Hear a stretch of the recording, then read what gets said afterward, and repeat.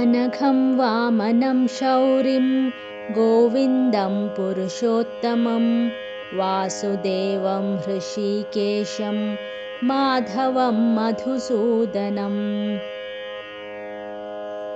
दामोदरं पद्मनाभं केशवं गरुडध्वजं गोविन्दम् अच्युतं कृष्णम् अनन्तम् अपराजितम्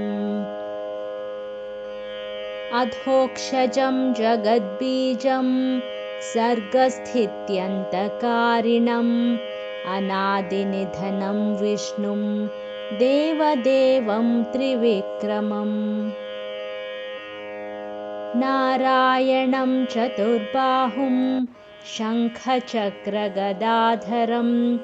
पीताम्बरधरं सौम्यं वनमालाविभूषितम्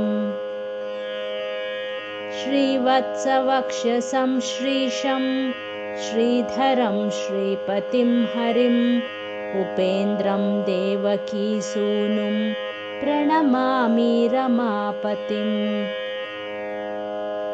कृष्णाय वासुदेवाय हरये परमात्मने प्रणतक्लेशनाशाय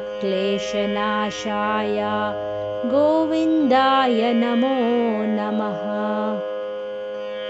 नमस्तुभ्यं जगन्नाथ देवकीतनयप्रभो वसुदेवात्मजानन्ता यशोदानन्दवर्धना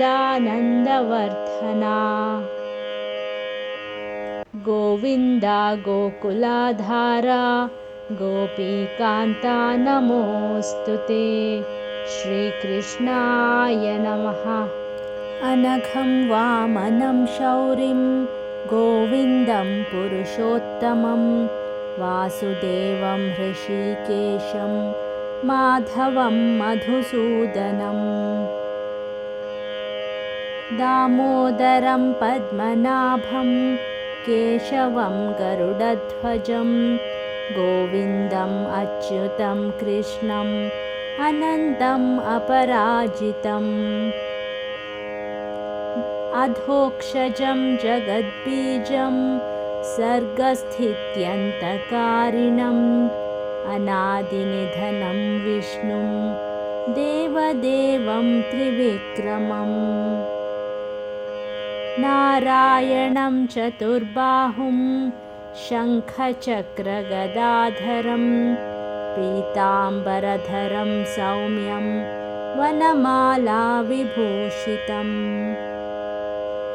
श्रीवत्सवक्षसं श्रीशं श्रीधरं श्रीपतिं हरिम् उपेन्द्रं देवकीसूनुं प्रणमामि रमापतिम् कृष्णाय वासुदेवाय हरये परमात्मने प्रणतक्लेशनाशाय गोविन्दाय नमो नमः।